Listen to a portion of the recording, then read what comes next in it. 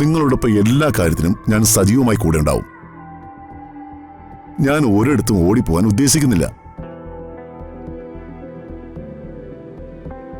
പക്ഷേ ഒരു വലിയ ഭാരം തൽക്കാലം എന്റെ ചുമലിൽ വയ്ക്കരുത്. അത് ചുമക്കാനുള്ള ശേഷി ഇപ്പോ എനിക്കില്ല.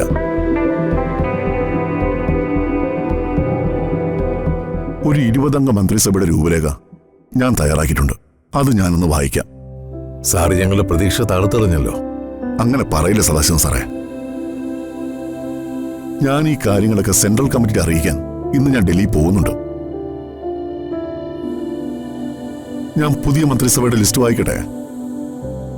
ശരി, സാറ് വായിക്ക്. പൊൻകുന്നം സദാശിവൻ സാറ് മുഖ്യമന്ത്രി. ആർക്കെങ്കിലും അഭിപ്രായ വ്യത്യാസം ഉണ്ടോ?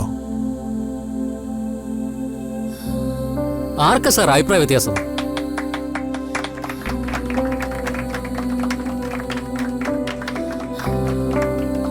ധനകാര്യ വകുപ്പ് തോമസ് മറ്റകര. വിദ്യാഭ്യാസം സ്വാതി മുരളീധരൻ. ആരോഗ്യം PS ജേക്കബ്. അപ്പൊ സ്പീക്കറോ? സ്പീക്കർ ശ്രീകുമാരൻ പോറ്റി. അതുപോലെ മതി. എന്റെ ഒരു സജഷൻ സാറും അംഗീകരിക്കണം. സാറ് അത് അംഗീകരിച്ചില്ലെങ്കിൽ എനിക്ക് അടിയന്തരമായി ഋതിക മോളെ ഇതിനകത്ത് ഇടപെടുത്തേണ്ടി വരും.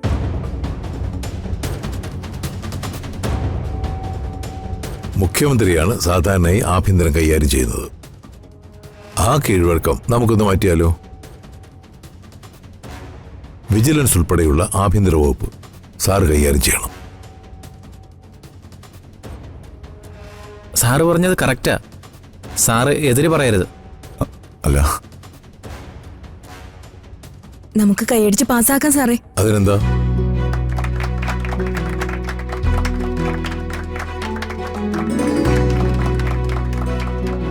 എന്തായാലും പുതിയ മന്ത്രിസഭയുടെ രൂപരേഖയായി. ഇനി എനിക്ക് കുറച്ച് കുടുംബകാര്യം സംസാരിക്കാനുണ്ട്. ആയിക്കോട്ടെ, എന്നാ ഞങ്ങൾ ഇറങ്ങാം. മോളെ രാജു, ഞങ്ങൾ ഇറങ്ങട്ടെ. ശരി.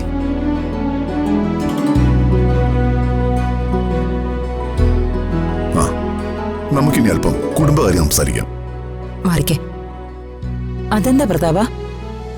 ചേച്ചി, എല്ലാവരും വലിയ തിരക്കിലായിരുന്നു, പിന്നെ ടെൻഷനിലും. അപ്പോ ഒരു റിലാക്സേഷൻ കൂടിയേ പറ്റൂ. ചേച്ചിക്കും എനിക്കൊഴികെ ഒരു ടൂർ പ്രോഗ്രാം അറേഞ്ച് ചെയ്തിട്ടുണ്ട്. ടൂർ പ്രോഗ്രാമോ? അതെ. യാമിനി ഇന്ന് തന്നെ കോയമ്പത്തൂർ പോകുന്നു. അവിടെ ശേഖരം വെയിറ്റ് ചെയ്തിരിപ്പുണ്ട്. നിങ്ങൾ രണ്ടുപേരും കൂടി 2-3 ദിവസം ഇനി ഊട്ടിയിലായിരിക്കും അടിച്ചു പൊളിക്കുക.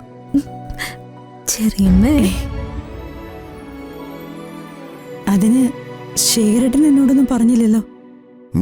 അവൻ വിളിച്ചു പറയും. നിങ്ങൾ രണ്ടുപേരും നേരെ മൂന്നാറിലേക്ക്. മൂന്നാറിലോ?